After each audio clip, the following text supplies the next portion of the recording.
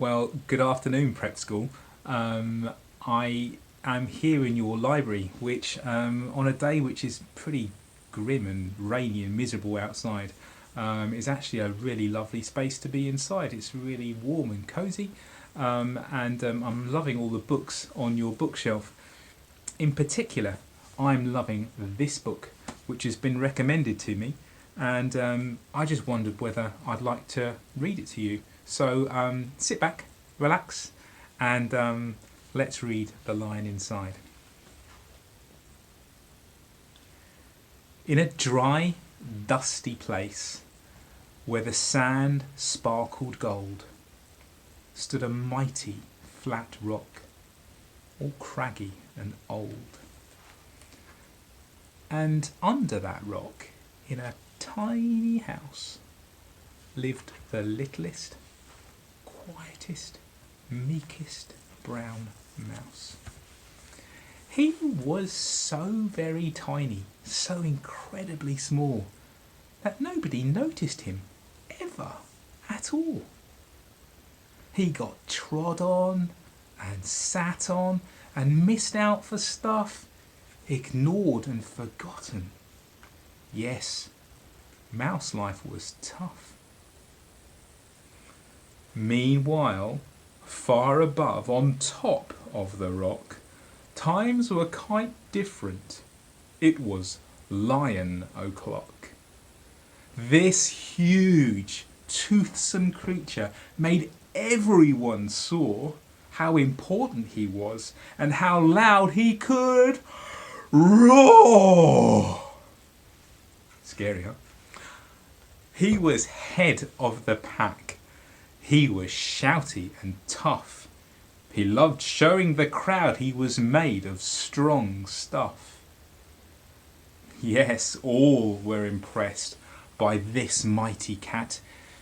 If only, the mouse thought, I could be more like that. Then, late one dark night, in his Minnie Mouse bed, the cleverest thought popped into his head. He jumped from the covers and he held up a paw. I've got it, he said. What I need is a roar. I mean, what if this mouse with the weeniest squeak was a little more grrr and a little less meek?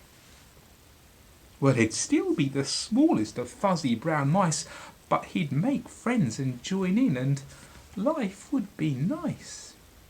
Yes, thought the mouse, I must find out how. I will learn to roar, and I will learn it now. But, gulp, oh my gosh, there was only one beast who could teach him this thing, but it might make him a feast.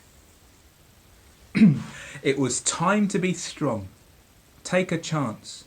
After all, forever was such a long time to feel this small. So he made himself brave, and he thought like a winner. He set off for the top, hoping not to be dinner. It felt like the scariest thing he could do. But if you want things to change, you first have to change you. The further he climbed, the closer he got to the stumbling lion reclining on top. Then, at last, as he stood on his tippy toes, he found himself suddenly nose to nose. Pardon me. Wake up, Mr. Lion.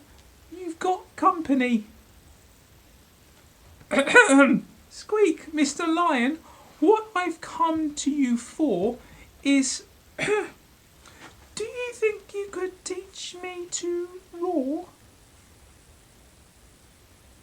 A silence befell that twinkling plain. Lion opened his eyes and puffed out his mane. Time slowed right down. Why, it felt like a week. Then he opened his mouth and let out a eek.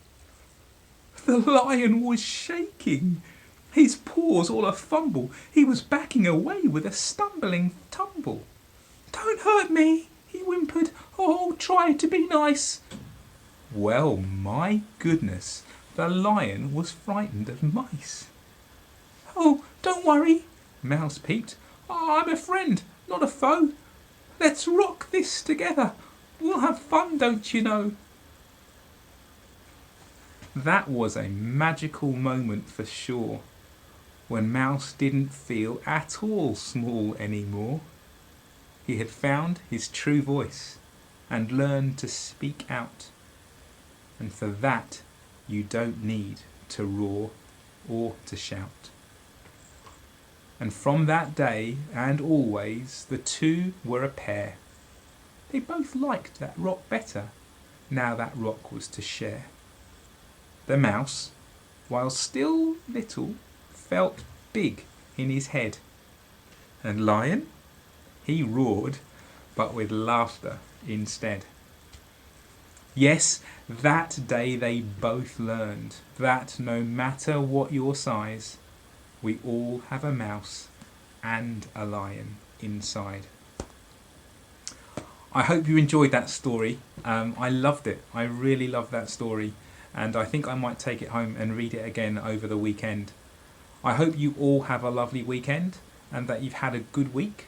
And I look forward to seeing you again, hopefully very, very soon. Bye bye now.